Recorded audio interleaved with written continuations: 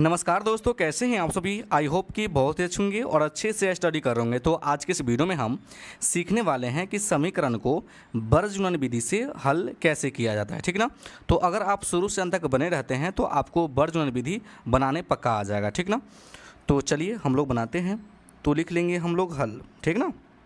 चलिए अब देखिए बाबू, बराबर की यहाँ पे बाद है 5, है ना। तो 5 को क्या करेंगे, हम बराबर से पहले ले आएंगे। और यहाँ पे देख रहे हैं कि बराबर के बाद है 8, तो 8 को बराबर से हम पहले ले आएंगे, ठीक ना। तो लिखेंगे, आपको लिखना है 2x प्लस का y। अब प्लस का 5 है तो बराबर से अगर हम पहले आ जाएगा तो माइनस का 5 हो जाएगा। अब बराबर क्या बचेगा, 0। तो इसको क्या करेंगे बाबू, अब हम समीकरण 1 मान सकते हैं। फिर लिखेंगे हम 3x प्लस का 2y। अब देखिए बराबर का बाद है 8, तो 8 को बराबर से पहले ले आना है, तो ये हो जाएगा माइनस का 8 और बराबर का वो हो गया 0। यहाँ तक कोई दिक्कत नहीं। नीचे से आपको लिखना है बाबू यहाँ। देखिए बाबू, आपको क्या करना है, मान निकालना है a1, आपको फिर निकालना है b1, उसके बाद आपको निकालना है c1, ठीक ना। तो देखिए a1 क्या हो जाएगा, देखिए बाबू x का जो गुणांक होगा वो मेरा a1 होगा, जो y का गुणांक होगा मेरा b1 होगा, जो संख्या रहेगा वो मेरा वो c1 होगा।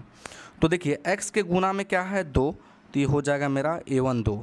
y के गुणा में क्या है, कुछ नहीं है तो 1 छुपा हुआ है ना, तो b1 बराबर क्या हो जाएगा बाबू, 1 हो जाएगा, ठीक ना। c1 क्या हो जाएगा, तो देखिए माइनस का 5 मेरा हो जाएगा बाबू c1। तो पहला समीकरण में हम मान निकाल लिए।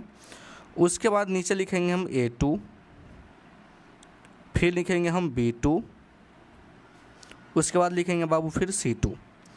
अब चलिए नीचे वाले समीकरण में बात करेंगे तो x का गुणांक बाबू है 3, तो a2 बराबर हो जाएगा 3। y का गुणांक 2 है तो b2 बराबर हो जाएगा 2। c2 क्या हो जाएगा बाबू, तो माइनस का 8 हो जाएगा।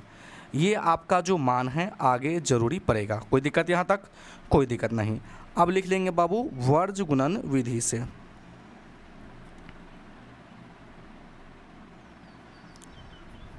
वर्गजुनन विधि से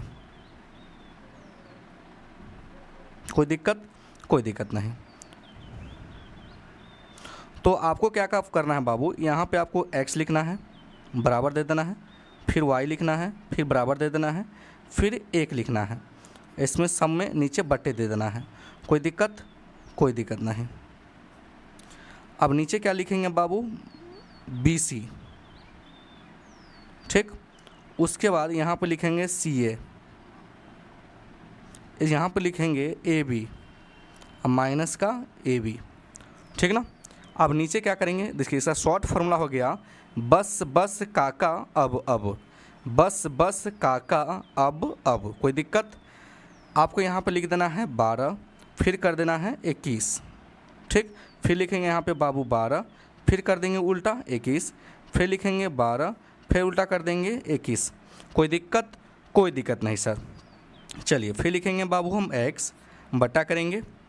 चलिए यहाँ पे दिया है b1 c2, तो आपको देखना है बाबू कि b1 क्या है। तो b1 मेरा 1 है, ठीक ना। तो यहाँ पे कर देंगे बाबू 1। c2 क्या है, गुना का चिन्ह देके c2 मेरा है माइनस का 8, तो यहाँ पे लिखेंगे बाबू माइनस का 8, माइनस लगा है तो माइनस लगा लीजिए। b2 c1, b2 मेरा है क्या बाबू 2।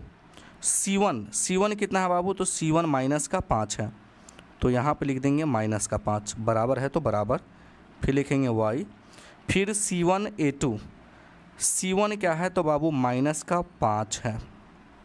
a2 क्या है, तो 3 है, फिर माइनस लगा है तो माइनस को लगा लीजिए। फिर आपका दिया है c2 a1, c2 क्या है बाबू, तो माइनस का 8 है, और a1 कितना है बाबू, तो 2 है, ठीक ना। बराबर फिर हम 1 लिखेंगे, फिर लाइन देंगे यहाँ पे। कोई दिक्कत नहीं। चलिए फिर आपको देखना है यहाँ पे बाबू कि a1 a1 क्या है, तो 2 है, b2 क्या है, तो 2 है, माइनस a2 क्या है, तो a2 बाबू 3 है, b1 क्या है, तो बाबू 1 है।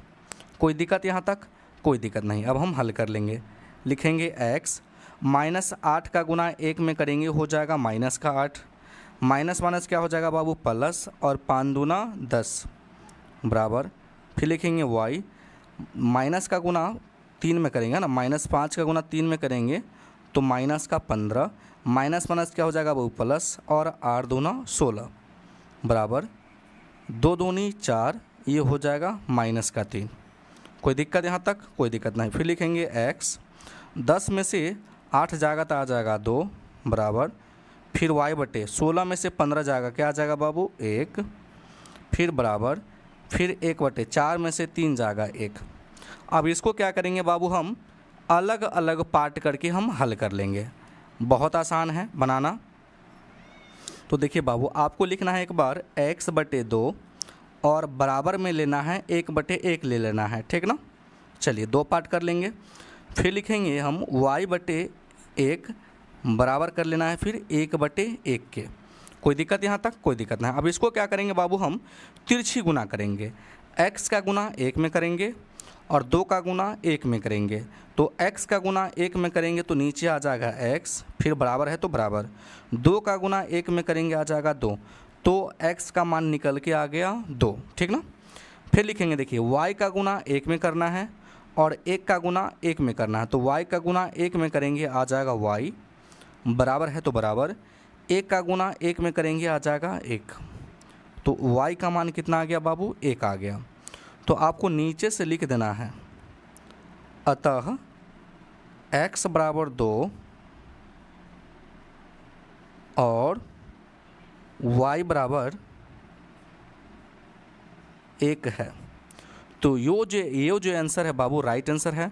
तो आई होप कि ये क्वेश्चन बहुत ही अच्छी तरीके से आपको समझ में आ गया होगा। अगर मेरे चैनल पर नए हैं तो वीडियो को लाइक कर दीजिएगा और चैनल को ज़रूर सब्सक्राइब कर दीजिएगा। वीडियो देखने के लिए बहुत बहुत धन्यवाद।